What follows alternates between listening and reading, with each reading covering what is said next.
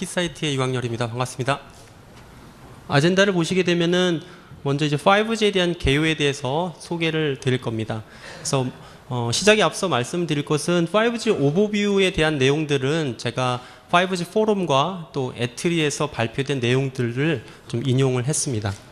그리고 5G 오버뷰를 통해서 5G에 대한 개념, 또 어떠한 목표를 가지고 있고 어떠한 비전이 있는지, 어떠한 서비스와 어떻게 구현해야 될 건지 이런 것들을 소개를 드릴 거고요. 그것을 구현하고 가능하게 할 수 있는 여러 가지 키 이네블링 테크놀로지스에 대해서 소개를 드리려고 합니다. 그래서 이러한 다양한 기술들이 현재 거론이 되어지고 있고 연구가 되고 있는데요. 이런 것들을 실제 구현을 하는 데 있어서 매우 어렵고 또 복잡한 과정들이 필요하게 됩니다. 그래서 측정과 시험에 겪을 수 있는 여러 가지 메저먼트 챌린지에 대해서 소개를 드릴 것이고요. 그런 부분들을 조금 더 쉽게 여러분들이 하시는 업무에 도움을 드릴 수 있도록 저희 키사이트가 보유하고 있는 다양한 시그널 소프트웨어와 하드웨어 그리고 피플을 조합한 이런 키사이트 솔루션에 대해서 소개를 드릴 겁니다. 그래서 부분적인 단편적인 저희 제품도 소개를 드릴 것이고요. 이런 솔루션을 이용해서 과연 실질적인 업무에 어떻게 도움을 줄 수 있는지 두 가지 케이스 스터디를 준비를 해봤습니다. 끝으로는 5G에 대한 프로토타이핑 플랫폼을 준비해봤는데요. 5G는 아직까지 이제 표준화가 되어 있지 않습니다. 그래서 어떤 이런 프로토타입 형태의 솔루션들을 같이 소개를 하겠습니다. 스마트폰의 보급과 다양한 이동 디바이스들이 등장을 하게 되면서 데이터에 대한 서비스가 날로 기하급수적으로 늘어나고 있다고 합니다. 그래서 어떤 통계와 조사를 따르게 되면 2010년에서 2020년이 됐을 때 데이터 양의 증가가 약 1000배 정도가 될 것이라고 예상을 한 결과가 있었고요. 과연 그렇게 많은 데이터 양과 고속의 데이터를 기존 3G와 4G 시스템을 가지고 극복할 수 있고 서비스할 수 있는지에 대한 질문에 불가능하다. 그렇다면 자연스럽게 새로운 형태의 이동통신에 대한 기술이 논의되어지고 준비가 되어져야 된다라는 부분들입니다. 그래서 여러 나라와 또 제조사들, 또 사업자들에서는 각각 자기들이 생각하고 있는 5G에 대한 비전, 그 다음에 어떤 요구사항들을 만들어가지고 계속해서 뽑아내고 있습니다. 그 중에 스피드 쪽을 보시게 되면 데이터 레이스는 최대 10에서 50GBps를 제공을 해야 된다. 기존 4G 대비 약 50배, 어떤 경우는 100배가 될 수도 있고요. 레이턴시에 대한 부분들은 기존 LTE 대비 약 10배 정도 그 이상 짧은 레이턴시를 가져가기를 원합니다. 왜 그러냐면은 저런 저 지연 시간을 이용을 해가지고 인터랙티브 멀티미디어 서비스를 제공하려고 합니다. 또 한 가지는 모빌리티에 대한 부분들입니다. 고속 열차를 타고 다니면서도 기가 bps 데이터 레이스의 서비스를 받기 위한 또는 내가 어디에 있든 어떤 환경에 있든지 간에 계속해서 내가 필요한 또한 요구되는 서비스를 네트워크가 계속 나를 쫓아다니는 거죠. 이런 부분들에 대한 논의가 있고요. 덴시티한 부분들은 운동 경기장이라든지 공연장 같은 경우에는 매우 좁은 지역에 많은 사람들이 밀집해서 데이터를 사용을 하는 경우가 있습니다. 과연 이럴 때 단위 면적당 얼마나 많은 사람들까지 커버할 수 있는지, 그 외에도 이제 비용과 에너지에 대한 부분들을 기존 대비 얼마만큼 더 줄일 수 있는지, 이러한 다양한 파라미터들을 정의를 했고요. 사실 이런 KPI 부분은 2014년 11월경 ITUR 워킹 파티 5D에서 8가지의 KPI를 발표를 했습니다. 그래서 그런 부분들이 이제 조금씩 조정이 되어져 가고 있고요. 2020년경에 상용화가 될 것으로 예상이 되는 이 5G 서비스는 기존 LTE 서비스를 네트워크를 대체하는 그런 통신은 아닙니다. 기존 LTE는 계속해서 발전을 하고 새로운 기술들을 추가를 할 것이고요. 그거와 더불어 새로운 형태의 new 보시는 것처럼 라디오 액세스 테크놀로지로 자리매김을 하고 같이 융합되어진 서비스가 진행이 될 거라고 생각이 됩니다. 이 슬라이드는 국내 5G 포럼이라는 단체에서 제시한 5G 비전입니다. 보시는 것처럼 2020년경 언제 어디에서든지 1기가 bps의 유저 익스피리언스 데이터 레이스를 제공하는 것을 비전으로 삼고 있습니다. 그래서 이런 고속의 고용량의 데이터 레이스를 가지고는 주로 증강현실이라든지 실제 어떤 촉감을 이용한, 그러니까 저지연을 이용해 가지고 촉감을 이용한 다양한 이런 리얼리스틱 익스피리언스 서비스를 제공을 하겠다는 것이고요. 주변에 있는 다양한 여러 디바이스들과 연동을 한, 확장이 되어서 사물 인터넷 통신이 가능한 이런 서비스들을 제공할 것으로 예상이 됩니다. 그 5G 라디오 액세스를 보시게 되면은 밑에 있는 부분들은 주파수를 좀 의미하고 있습니다. 붉은색으로 보여주는 게 밀리미터 웨이브와 또 상대적으로 낮은 주파수 대역을 갖고 있는데요. 그래서 매크로 기지국에서는 상대적으로 낮은 주파수를 이용해서 넓은 커버리지를 지원을 할 거고요. 그 다음에 고속의 데이터 레이크 같은 경우에는 이렇게 스몰셀 위주로 구현이 이루어질 거라고 예상이 됩니다. 그래서 이렇게 기차라든지 이동 중에서도 밀리미터 웨이브 대역을 이용해서 고속의 데이터 레이스를 서비스를 한다든지, 또한 스몰셀과 매크로셀을 같이 사용자가 서비스를 받아서 커버리지라든지 이동성은 매크로셀을 통해 가지고 지원을 받고, 고속의 데이터 레이스는 밀리미터 웨이브의 광대역 셀을 통해서 서비스를 받는 이런 듀얼 커넥티비티 서비스, 이런 다양한 서비스들이 앞으로 공존할 것이라고 생각이 됩니다. 이러한 고속의 데이터를 제공하기 위해서는 기술들이 요구되어지고 또 현재 많이 연구와 또 시험이 진행되고 있는데요. 이제부터는 이제 그 5G 키 이네블링 테크놀로지를 좀 살펴보려고 합니다. 그래서 가장 중요한 부분은 채널 용량을 증대하는 부분과 어떻게 하면은 저지연, 그러니까 엔드 투 엔드에 대한 시간을 줄일 수 있는 방법과 그다음에 얼마나 많은 디바이스들을 효율적으로 연결하는 부분들, 그 다음에 어떤 비용이라든지 스펙트럼에 대한 효율을 증가시키는 기술, 이런 것들로 지배하게 된다라고 보시면 됩니다. 그래서 광대역 데이터를 보내기 위해선 가장 효과적인 방법은 파워를 높이거나 노이즈를 줄이는 방법, 또한 밴드위스를 넓히는 방법입니다. 기존의 6기가 밑에 주파수 대역에서는 뭐 수백 메가 대역을 확보하기는 어렵기 때문에 자연스럽게 밀리미터 웨이브에 대한 관심을 갖게 되었습니다. 그래서 주파수에 대한 부분들은 현재 지금 뭐 대부분이 3기가, 5기가 밑에의 주파수들을 많이 이용을 해서 서비스를 하고 있습니다만은 앞으로는 6기가 근처, 또한 2020년 또 그 이후에는 보시는 것처럼 30기가 주파수대의 중방의 주파수를 이용한 새로운 라디오 액세스 테크놀로지가 재현이 될 거라고 생각이 됩니다. 또한 이런 밀리미터 웨이브 그 신호를 이용을 해서 3D 빔포밍이라든지 매시브 마이모를 이용한 기술들이 나올 거라고 예상이 됩니다.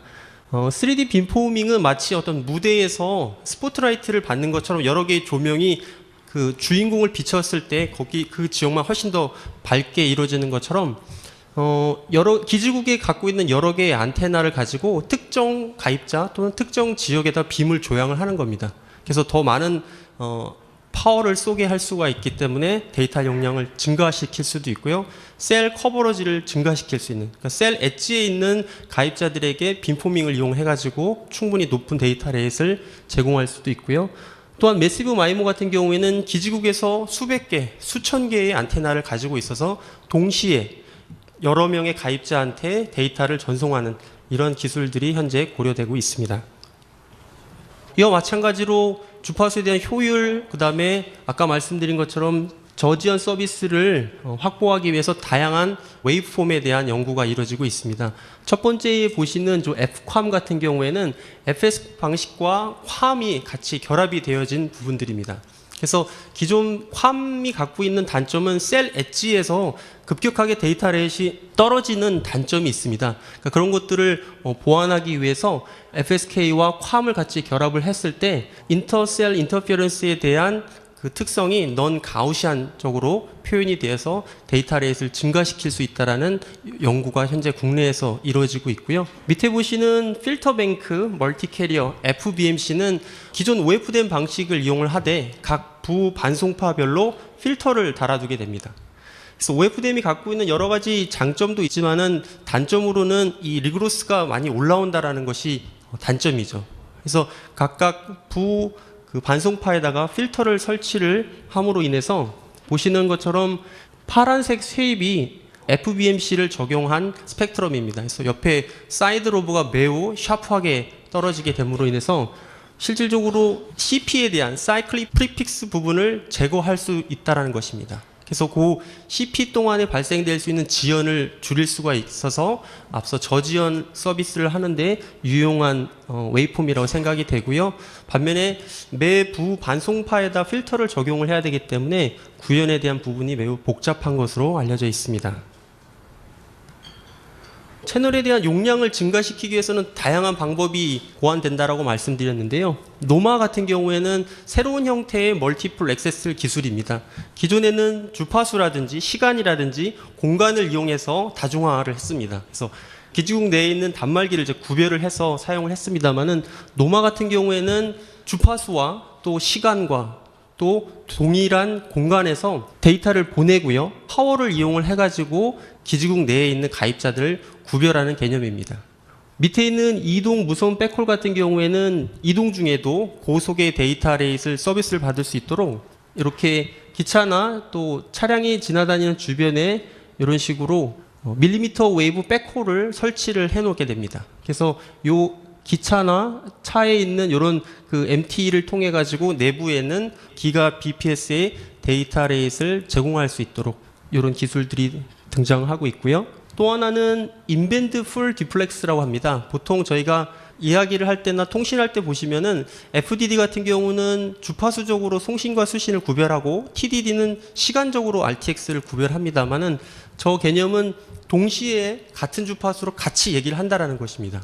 대신에 이제 송신기와 수신기 안테나를 이격시키고 자기가 방사한 송신 신호가 다시 자기 수신기로 들어오지 못하도록 일단은 안테나적으로 분리를 시키고 또 베이스밴드에서 신호 처리를 해가지고 복조가 되지 않는 이런 범위 안에서 인밴드 풀 듀플렉스를 사용하는 방법들도 현재 거론이 되고 있습니다. 또한 언라이센스드 밴드를 이용을 해가지고 캐리어 어그레게이션을 통한 고속의 데이터 서비스, 또한 데이터량이 너무 많은 경우에는 셀룰라와 와이어리스 랜이 같이 부하를 줄이기 위한 네트워크 서비스가 현재 고안이 되고 있습니다. 그래서 어떤 부분들은 좀 되게 좀 막연하기도 하고 저게 가능할까라는 부분들도 있습니다만은 데이터 용량과 또한 효율을 증가시키기 위해서는 현재 다양한 이런 연구가 진행이 되어지고 있습니다. 표준을 잠깐 말씀을 드리게 되면 이동통신에 대한 또 표준을 만들고 승인하는 부서는 ITU 아래 워킹 파티 5D라는 곳에서 제정을 하고 있습니다. 그래서 현재 올해 2월 달에 21차 회의가 있었고요. 그때 8개의 그 KPI 중에서 5개 정도가 전체 여러 표준 단체와 여러 국가별로 정의가 되어졌고요. 6월 달에 있는 회의를 통해 가지고 앞으로 진행되어야 될 5G 표준에 대한 비전을 제시할 거라고 생각이 됩니다. 그것을 바탕으로 해가지고 최소 요구 사항을 정리하게 될 것이고요. 그런 부분들을 제안해서 평가해서 마지막으로는 2020년경에 5G 기술이라는 것에 대한 승인이 이루어질 거라고 예상이 됩니다. 주파수에 대한 그 용도와 할당은 WRC 회의를 통해서 결정이 됩니다. 그래서 워킹 파티 5D에서는 올해 말에 있는 WRC 회의에서 6기가 이상에 대한 주파수를 현재 제한할 예정이고요. 밀리미터 웨이브 대역에 대한 주파수는 WRC 19 또는 18에 있는 회의에서 아마 결정이 될 거라고 생각이 됩니다. 이렇게 아직 표준화가 되어 있지 않은 5G 기술은 여러 기관들 또 학교, 국가별로 기술 선도와 표준화를 선정하기 위해서 매우 치열한 지금 경쟁을 벌이고 있습니다. 그래서 서로 간의 콜래보레이션을 통해 가지고 어떤 특정 기술이 표준화로 채택되기 위해서 그로 인한 어떤 다양한 부가가치를 얻을 수 있기 위해서 다양한 이런 단체들과 포럼들이 현재 구성이 되어져 있고요. 국내에서는 밑에 보시는 것 같이 5G 핵심 기술에 대한 연구 또한 표준화 활동을 위해서 산학연에 있는 연구원들 또 실무자들이 구성된 단체로 5G 포럼이 만들어졌습니다. 그래서 현재 저희 키사이트도 5G 포럼의 멤버로서 현재 활동을 하고 있습니다. 저희 국내에서 진행이 되어지고 있는 5G 관련돼서 설명을 드릴 건데요. 보시는 이 슬라이드에 기가 코리아 5G 프로젝트라는 것은 미래창조과학부에서 주도하고요. 2018년에 있는 평창 동계올림픽에 세계 최초로 5G 시범 서비스를 하겠다는 프로젝트입니다. 그래서 저희 나라가 워낙 이런 이동통신에 대한 강국이고 어떤 기술을 선도하는 입장에서 2018년에 세계 최초로 5G를 시범 서비스, 데모가 아니고 시범 서비스를 한다는 발표이기 때문에 각 나라에 대해서 많은 관심을 좀 가지고 있습니다. 그거에 맞게끔 플랜에 따라서 여러 가지 연구와 또 시험이 현재 진행이 되어지고 있습니다. 앞서 보여줬던 다양한 이네블링 테크놀로지스는 앞에 보시는 것처럼 어떤 라디오에 대한 스펙트럼, 밀리미터 웨이브와 또 와이드밴드를 사용할 것으로 예상이 됩니다. 하지만 이런 부분들은 아직 많은 연구가 되어 있지 않기 때문에 이런 밀리미터 웨이브에 대한 채널에 대한 환경들, 또 기존의 수메가 또는 수십 메가 대역을 사용했던 이동통신 외에 지금은 이제 수백 메가 또는 수 기가 단위 대역의 밴드위스를 갖는 신호를 사용할 것으로 예상이 됩니다. 그러니까 그런 시스템에서 또 어떻게 검증을 해야 될 것인지 다양한 연구가 필요할 것이고요. 그리고 스마트 안테나, 다양한 기능을 하고 있는 스마트 안테나에 대한 부분들이 계속해서 각광을 받고 연구가 되어질 거라고 생각이 됩니다. 그 외에도 어떤 새로운 형태의 네트워크가 많이 등장이 될 거라고 생각이 됩니다. 그래서 햇넷이라든지 스몰셀이 더욱더 기능이 강화가 되어질 것 같고요. 소프트웨어 디파인드 된 네트워크와 또 단말기가 출시가 되어서 되게 매우 이제 유연하게 그때그때마다 네트워크와 단말기의 기능이 변경될 수 있도록 이런 형태의 시스템들이 등장할 거라고 생각이 되고요. 새로운 형태의 웨이폼은 앞서 FBMC라든지 또 FCAM이라고 말씀드렸었는데요. 그 외에도 이제 GFDM이라든지 UFMC 같은 다양한 형태의 웨이폼과 멀티플 액세스 기술들이 현재 논의되어지고 있습니다.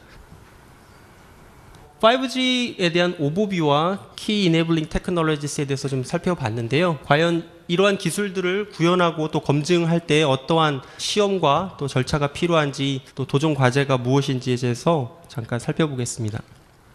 앞으로 펼쳐질 5G 네트워크를 지금 보고 계십니다. 물론 여러 가지 변수는 있겠죠. 제일 먼저 고려가 돼야 될 부분 중에 하나는 이 밀리미터 웨이브에 대한 채널 환경입니다. 그래서 밀리미터 웨이브에 대한 아직 연구가 많이 이루어져 있지 않기 때문에 이 대역에 대해서 밀리미터 웨이브를 이용해서 이동통신으로 했을 때 과연 어떠한 특성들이 있고 어떠한 문제가 있는지 채널에 대한 특성들의 연구가 먼저 많이 필요할 것 같고요. 또한 매시브 마이모 안테나든지 또 빔포밍과 같이 다중 안테나에 대한 시험들 또 그것을 구현하고 검증하기 위한 여러 가지 과정들이 펼쳐져야 될 것 같습니다. 그리고 사용자에 대한 환경도 되게 다양하겠죠. 여러 가지 인터페이스와 또 여러 가지 디바이스들 결합하여진 사용자 환경이 펼쳐질 것이고요. 앞서 말씀드린 것처럼 4G와 또한 또 와이어리스 계열 또한 새로운 형태의 네트워크가 같이 공존하기 때문에 서로 간의 이런 상호 테스트 이런 부분들이 예상이 되어집니다.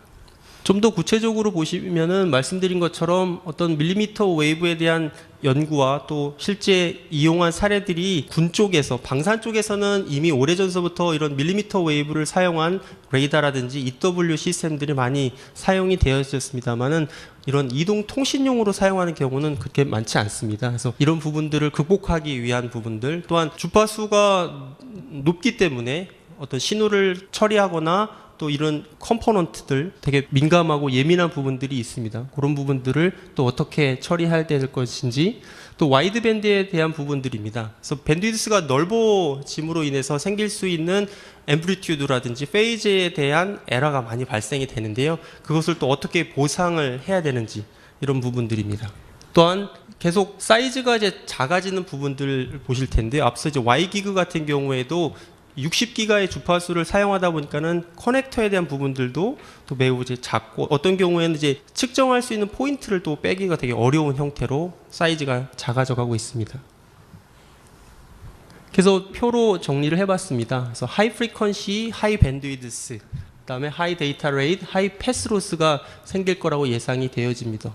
그래서 주파수가 높아짐에 의해서 발생되어질 수 있는 부분들, 그다음에 밴드위드스가 넓어짐으로 인해서 생길 수 있는 부분들, 또한 로스가 커짐으로 인해서 발생되어질 수 있는 문제들, 또한 이것을 극복하기 위한 다양한 기술들 필요하다고 생각이 됩니다. 그래서 이 중에도 보시게 되면은 밴드위드스가 넓어지게 되면 그만큼 시스템에 대한 노이즈가 올라간다라는 것입니다.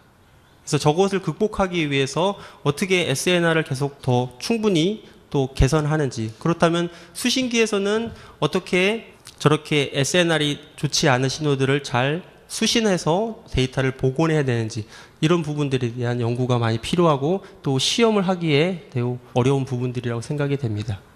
또한 실제 제가 5G 연구하시는 분들을 지원을 하고 컨설팅을 하다 보면은 어떤 케이블의 종류에 따라서 또 특성이 많이 달라지게 되고요.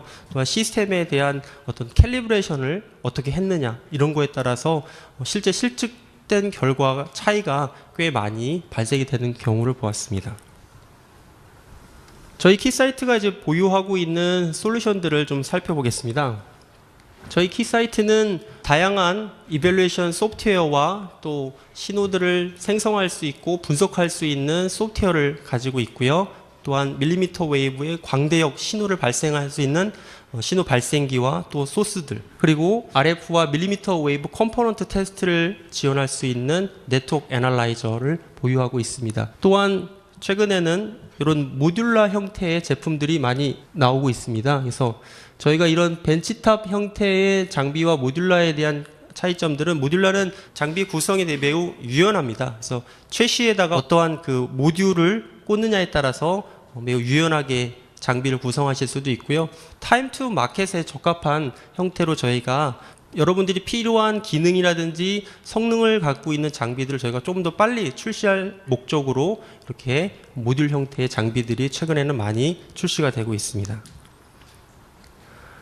저희 키사이트에서 가지고 있는 소프트웨어와 하드웨어를 이용한 시험들, 그리고 어떻게 이런 것을 여러분들이 활용하시고 이용하실지에 대한 부분들인데요. 소프트웨어를 이용을 하여서 현재 5G에 캔디데이트 된 커스텀 OFDM이라든지 FBMC라든지 노마와 같은 이런 웨이폼들을 저희 시스템 뷰 소프트웨어를 이용을 하셔서 베이스밴드 신호를 만들 수가 있습니다. 그래서 그 만든 신호와 밑에 보시는 89601B 벡터 분석 소프트웨어랑 같이 연동을 하시게 되면은 베이스밴드에서 만든 이런 신호들을 분석해서 EVM이라든지 또한 스루풋, 그래서 소프트웨어적인 시뮬레이션이 가능하게 됩니다. 그래서 이런 검증이 1차적으로 이루어지게 되면은 물리적인 신호로 얻기 위해서 이런 이미파형 발생기 M8190A에다가 다운로드를 하게 됩니다. 그래서 여기서 나온 신호를 스코프를 이용을 하셔서 직접 연결을 해서 이것을 분석을 하실 수도 있는 거죠. 그렇다면은 이렇게 해서 나온 신호들은 예를 들어서 커스텀 OFDM 신호에 500메가 또는 1기가의 광대역 신호를 이렇게 물리적인 신호로 만들었다고 하게 되면은, 내가 만약에 어떤 5G를 제공해주는 프론트엔드를 개발 중에 있다라면은 저기서 만든 기준 신호를 내 프론트엔드에 연결을 해가지고 프론트엔드 단을 검증해 볼 수 있다라는 것입니다. 그래서 이렇게 나온 거를 다이렉트로 연결하실 수도 있고요. 실질적으로 어떤 베이스밴드 모뎀담에 연결을 해서 복조하고 복조된 결과를 다시 송신해가지고 저희 수신기로 보내는 이런 구성이 가능합니다. 그래서 보시는 것처럼 이렇게 루프 테스트가 가능하다는 것이 큰 장점입니다. 그래서 소프트웨어와 하드웨어가 구성되어지는 이런 콤비네이션 솔루션을 이용하시게 되면은 5G 개발 초기 단계에 겪을 수 있는 여러 가지 문제점들을 조기에 발견하실 수가 있고, 이미 검증되어져 있는, 이미 저희가 여러 가지 시험을 통해서 확인되어진 이런 기준 신호들을 이용을 하셔서 시험을 해보실 수가 있습니다. 주파수를 좀 더 높여볼까요? 예를 들어서 28기가의 캐리어 주파수를 사용하는 경우라면은 베이스밴드에서 나온 이 신호들을 PSG를 이용해서 업컨버팅을 하실 수가 있습니다. 그래서 28기가의 와이드밴드 신호를 생성하실 수가 있고요. PSG는 최대 44기가의 RF와 2기가 밴드위드 신호를 받아서 업컨버팅을 할 수가 있습니다. 수신 쪽은 저희가 좀 두 개의 구성을 제안을 하고 있습니다. 하나는 여기서 나온 신호를 오실로스코프를 이용해서 다이렉트로 받는 방법입니다. 이것이 갖고 있는 장점은 외부의 다운 컨버터라든지 로컬 오실레이터에 대한 성능 없이도 다이렉트로 디지타이저 해서 볼 수 있다는 장점이 있고요. 단점은 가격이 상대적으로 좀 비싼 단점이 있습니다. 그래서 여기서 나온 높은 신호를 스펙트럼 애널라이저를 이용해서 다운 컨버전을 하는 겁니다.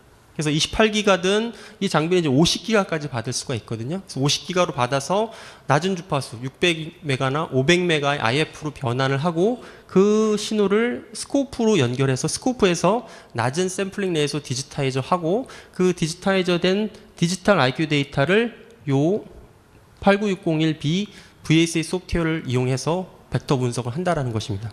그래서 벡터 분석뿐만 아니라 여기서 분석된 데이터를 캡처해 와서 다시 시스템 뷰로 가지고 와서 앞서 말씀드린 것처럼 스루풋과 BER 테스트가 가능하다는 것입니다.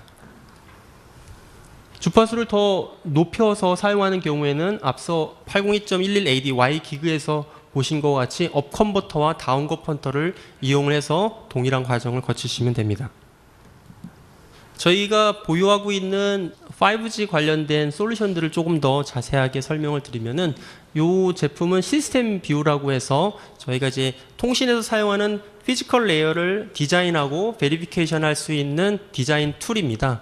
그래서 앞으로 나올 제품으로서 5G 베이스밴드 익스플레이션 라이브러리가 곧 출시가 됩니다. 그래서 아직 그 표준화가 되어 있지는 않지만은 현재 거론되어지고 있는 여러 가지 형태의 새로운 웨이폼이 있습니다. 앞서 말씀드렸던 FBMC라든지 노마라든지 GFDM 같은 이런 웨이폼에 대한 피지컬 레이어를 설계할 수 있도록, 그리고 저희가 현재 설계해 놓은 C++로 설계해 놓은 이런 소스 코드를 저희가 제공을 할 수가 있습니다. 그래서 저희들도 계속 현재 개발과 연구가 진행이 되어지고 있고요. 아마 고객분들도 계속해서 이런 작업들이 이루어질 거라고 생각이 됩니다. 그래서 그런 웨이폼에 대한 부분들, 멀티 안테나에 대한 부분들, 이런 부분들이 이 시스템 뷰 라이브러리를 통해서 제공이 이루어지고요. 최근에 새로 나온 이 N7608B 시그널 스튜디오는 보시는 것처럼 5G 웨이폼과 커스텀 OFDM 웨이폼, 커스텀 IQ 웨이폼 세 가지 웨이폼을 사용자 임의로 세팅을 해서 베이스밴드 웨이폼을 만들 수 있도록 제공해주는 소프트웨어입니다. 현재 5G 웨이폼으로는 FBMC만 저희가 지금 제공을 하고 있고요. 그래서 이 시그널 스튜디오를 이용을 해서 보다 쉽게 웨이폼을 만들고 이 웨이폼을 이용을 해서 어떤 RF 쪽, 피지컬 레이어 쪽에 대한 시험에 활용하시면 좋을 것 같습니다. 앞서 그림을 보시게 되면은 커스텀 OFDM 신호를 만들어서 분석을 할 때 이미 이제 분석하는 소프트웨어는 저희가 이제 한 3년 전에 이미 출시가 되었습니다. 근데 그때 분석에 필요한 여러 가지 파일들을 고객이 이제 하나씩 다 추출을 하셨어야 됐는데요. 요 7608B를 이용하시게 되면은 보시는 것처럼 VSA에서 분석에 필요한 셋업 파일들을 만들어 줍니다. 그래서 그 파일을 VSA에서 불러오게 되면은 커스텀 OFDM 신호를, 또한 커스텀 IQ 신호를 쉽게 분석하실 수가 있습니다. 그래서 OFDM에 대한 정의 세팅들, 그 다음에 각각의 리소스에 대한 매핑들, 그래서 서브 캐리어와 심볼에 대한 인덱스들을 정의를 해주시고 웨이폼을 생성하신 다음에 그 웨이폼을 임의파형 발생기에서 불러오게 되면은 광대역에 요 M8190A 같은 경우는 최대 5기가 대역까지 베이스밴드 신호를 만들어낼 수가 있습니다. 그래서 거기서 만든 웨이폼을 에코 8267D PSG에 연결하시게 되면은 최대 44기가의 2기가 밴드위드스의 커스텀 OFDM 또는 FBMC, 커스텀 IQ 신호를 만드실 수가 있습니다. 여러분들이 범용으로 사용하고 계시는 신호 발생기 같은 경우에는 RF 주파수가 보통 6기가 언더가 많을 거고요. 그 다음에 밴드위드스는 최고 160메가 정도가 가장 큽니다.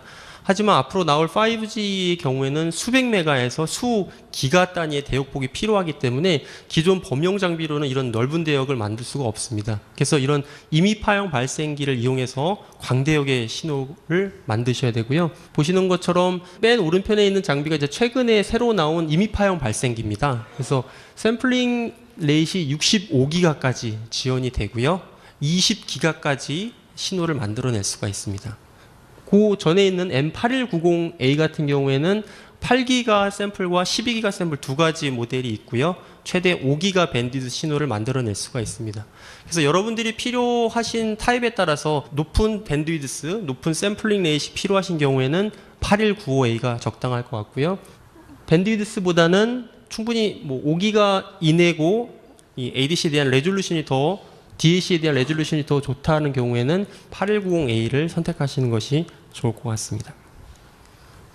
신호 생성기 같은 경우에는 현재 밀리미터 웨이브를 지원을 하는, 즉 30기가 이상을 지원하는 신호 발생기들입니다. 보시면은 여기에 나와 있는 3개의 제품들은 현재 이제 아날로그 제품들입니다. 그래서 AM, FM 같은 아날로그 변조 신호만 발생이 되고요. 벡터 신호 생성이 가능한 것은 여기 보시는 PSG, 에코 8267D입니다. 하지만 최근에 지금 아날로그 형태의 시그널 발생기지만은 40기가까지 제공하면서 주파수와 그다음에 위상, 그다음에 레벨을 불과 수십 나노 만에 바꿀 수 있는 매우 스위칭 속도가 빠른 형태의 신호 발생기가 출시가 되었고요. 8267D나 57D 같은 경우는 외부의 소스 모듈을 이용하시게 되면은 500기가 또는 1.1THz까지 주파수를 확장하실 수가 있습니다. 스펙트럼 애널라이저 쪽을 보시게 되면은 현재는 저희가 밀리미터 웨이브를 지원하는 EXA 장비와 또한 PXA 장비가 있습니다. 그래서 50기가와 44기가를 지원을 하고 있고요. 앞서 잠깐 설명해 드렸던 이 구성은 PXA를 다운 컨버터로 사용하고요. 거기서 변환된 IF 신호를 스코프로 연결해서 분석하는 경우인데 이 경우에는 50기가의 RF와 최대 1100MHz의 어널리스 밴드위스를 제공합니다. 기존의 이런 PXA 장비 같은 경우는 50기가의 RF를 제공하지만은 밴드위스가 160메가로 제한이 됩니다. 최근에 새로 나온 UXA라는 장비는 510MHz의 밴드위스를 제공합니다. 그래서 계속해서 이런 통신이 발전하면서도 저희 계측기도 자연스럽게 밴드위스와 주파수가 계속 확장을 하고 있고요. 올 연말에는 44기가 정도의 주파수로 확장이 될 거라고 예상이 됩니다. 마찬가지로 외부에 이런 스마트 믹서라든지 하모닉 믹서를 장착을 해주시게 되면은 주파수를 최대 1.1THz까지 확장을 하실 수가 있습니다. 밀리미터 웨이브를 지원을 하는 오실로스코프도 있습니다. 최근에 이제 9만 X 시리즈를 대체할 V 시리즈 오실로스코프가 출시가 되었습니다. 그래서 8기가서부터 33기가까지 지원을 하고 있습니다. 또한 Y기그에서 보셨을 텐데요. 아마 이제 이런 Z 시리즈의 63기가 오실로스코프가 있기 때문에 이런 높은 밀리미터 웨이브와 광대역을 지원하는 신호들을 이제 분석하기 위해서는 이런 하이 퍼포먼스의 오실로스코프에 대한 수요가 계속 늘어나고 있습니다. 전통적인 장점을 갖고 있는 저희 네트워크 애널라이저도 보시면은 이런 식으로 수십 기가 대역과 또한 외부에 이런 밀리미터 웨이브 컨트롤러와 테스트 헤드를 붙이시게 되면은 최대 2THz까지 주파수를 확장하실 수가 있습니다. 그래서 어떤 단품이라든지 믹서라든지 여러 가지 컴포넌트들을 이런 네트워크 애널라이저를 이용하셔서 분석과 시험을 해보실 수가 있습니다. 또한 파워미터에 대한 부분도 여기에 보시는 이런 EPM 파워미터와 센서를 이용하시게 되면은 최대 110기가까지 마이너스 30에서 플러스 20dBm까지 에버러지 파워를 측정할 수 있도록 저희가 솔루션을 보유하고 있습니다. 이어서는 두 가지 케이스 스터디에 대해서 좀 소개를 드리려고 합니다. 그래서 지금 첫 번째는 FBMC와 LTE가 같이 공존하는 경우입니다. 그래서 LTE 사용 서비스 밴드에 FBMC가 껴드는 겁니다. 그래서 그런 상황에서 FBMC의 위드스를 변경을 함으로 인해서 LTE 기존 서비스를 하고 있는 LTE에 얼마큼 영향을 주는지 이런 것들을 시험해 보는 건데요. 보시는 것처럼 이쪽에 있는 부분은 시스템 뷰를 이용을 해서 FBMC 웨이폼과 현재 서비스하고 있는 이제 LTE DL 웨이폼을 같이 섞었습니다. 양쪽에 있는 신호는 현재 노치드 필터가 되는 FBMC 웨이폼입니다. 옆에 사이드 로버가 매우 샤프하게 떨어지는 걸 보실 수가 있죠. 이 상태에서 이 LTE 기존 서비스를 하고 있는 이 사용자에 대한 EVM 퍼포먼스를 봤더니 0.6%가 나왔습니다. 이 상태에서 FBMC에 있는 이 필터 노치 위드스를 좀씩 줄여가면서 어떤 특성들이 나타나는지를 이제 비교를 해본 겁니다. 밑에 보시는 FBMC 노치 위드스를 현재는 100개일 때에 기존 LTE가 갖고 있는 신호 퀄리티가 0.6%였습니다만은 계속 떨어뜨렸을 때 보시는 것처럼 스펙트럼이 점점 옆으로 이제 노치 필터 개수가 적어짐으로 인해서 스펙트럼이 옆으로 퍼지는 결과를 보실 수 있습니다. 그래서 60개로 떨어뜨리게 되면은 이제 서로 간에 바로 인접한 LTE 가입자 FBMC와 LTE 간의 영향이 더욱더 커지게 되고요. 20%까지 기존 LTE에 대한 품질이 나빠지는 결과를 보실 수가 있습니다.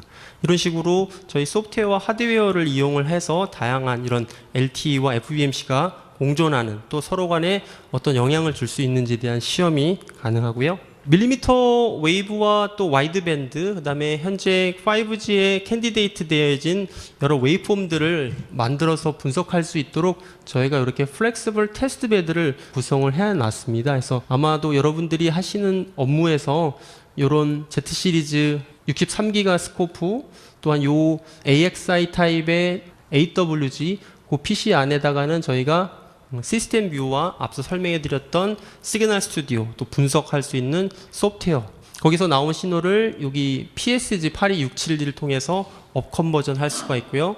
44기가보다 더 높은 신호인 경우에는 이런 저희 키사이트에서 나온 업 컨버터 또는 버지니아 다이오드에서 출시되어 있는 업 컨버터와 이런 부분들을 이용하시게 되면 더 높은 주파수로 시험이 가능합니다.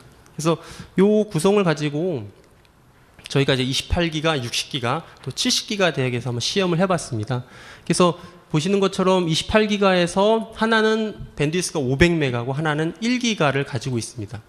EVM을 봤을 때 1.85와 2.7%를 가지고 있고요. 밴드위스가 넓어짐에 따라서 페이즈와 앰플리튜드에 대한 영향, 에러가 그만큼 많이 발생이 되고요. 그것이 EVM 결과에 그만큼 영향을 주는 걸 알 수가 있습니다. 이 사례는 이제 60기가인 경우요. 밴드위드스가 2기가입니다.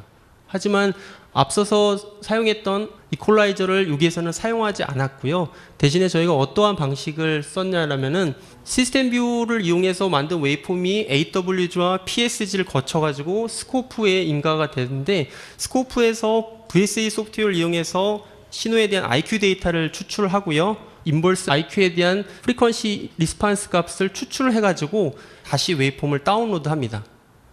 그래서 여러 계측기가 갖고 있는 에러 텀들을 다 제거를 해가지고 다시 웨이폼을 다운로드를 해서 보시는 것처럼 60기가에 2기가 밴드위스지만은 EVM이 2.7%로 매우 깨끗한 성능의 신호를 만들어낼 수가 있습니다. 72기가 같은 경우에는 다이렉트로 분석이 안 되기 때문에 현재는 다운 컨버터를 이용을 해가지고 주파수를 지금 보시는 것처럼 7기가 IF에서 72기가로 업 컨버터 하고 다시 4기가의 IF로 다운 컨버터해서 측정한 결과입니다. 동일하게 벡터 커렉티드 커렉션을 저희가 수행을 했고요. 얻어진 결과값이 EVM 2.7% 정도입니다. 끝으로 저희가 준비한 부분들은 이제 프로토타입에 대한 부분들, 어떤 개념이라든지 이런 부분들을 좀 구현하기 위해서 저희가 여러 가지 계측기들을 조합을 해서 구성을 했는데요. 첫 번째는 채널 사운딩에 대한 부분들입니다. 앞서 이제 밀리미터 웨이브에 대한 채널에 대한 특성들, 그다음에 이런 연구와 시험들이 많이 필요하다라고 말씀을 드렸는데요. 저희 이제 계측기를 이용해서 와이드밴드와 밀리미터 웨이브 신호를 만들 수 있는 송신기와 수신기를 이용을 해서 실제 방사를 하는 거죠. 그래서 거기서 얻어낸 데이터들을 가지고 와가지고 채널 임펄스 리스판스 값을 얻고 거기에서 채널에 대한 파라미터들을 추출할 수 있는 이런 방식들을 제안을 하고 있습니다. 그래서 앞서 보셨던 와이드밴드 AWG와 또 밀리미터 웨이브 VSG를 이용해서 광대역의 밀리미터 웨이브 신호를 방사를 합니다. 그래서 건너편에서 안테나를 통해 가지고 밀리미터 웨이브 멀티 채널 다운 컨버터로 신호를 다운하고 거기서 나온 IF 신호를 멀티 채널 디지타이저로 디지타이저 합니다. 그래서 그 디지타이저 된 데이터를 이용을 해 가지고 임펄스 채널 리스판스를 얻고 거기서 채널에 대한 파라미터들을 추출하는 과정을 저희 계측기를 활용해서도 가능하다라는 것입니다. 그래서 이것을 하기 위해서는 먼저 그 송신기와 수신기 간의 싱크와 캘이 반드시 필요하겠죠. 그래서 이런 부분들을 하기 위해서 먼저 저희는 루비든 클락을 송신기와 수신기에 다 연결을 해놨습니다. 그래서 10메가 레퍼런스 동기를 맞추고 또 시간에 대한 싱크를 맞출 수가 있고요. 또한 요 AWG를 이용해서는 언제 내가 캡처를 시작할 건지 이런 트리거를 외부 AWG를 사용을 했고요. 또한 멀티 채널에 대한 캘리브레이션이 필요합니다. 그냥 채널 하나를 이용해서 안테나 하나와 안테나 하나로 송신을 하는 경우도 있지만은 이 경우에는 이제 멀티 채널입니다. 그러니까 마이모에 대한 환경인 거죠. 그렇기 때문에 특정 어떤 기준 안테나 대비 다른 안테나 간의 위상과 앰플리튜드에 대한 차이가 발생할 거고요. 그거에 대한 캘이 반드시 필요할 겁니다. 또한 이 시스템을 이용했을 때 얻어지는 시스템 임펄스 리스판스를 얻어서 나중에 채널 파라미터를 추출할 때 요거를 적용을 해야 될 것이고요. 그 다음에 안테나에 대한 캘리브레이션.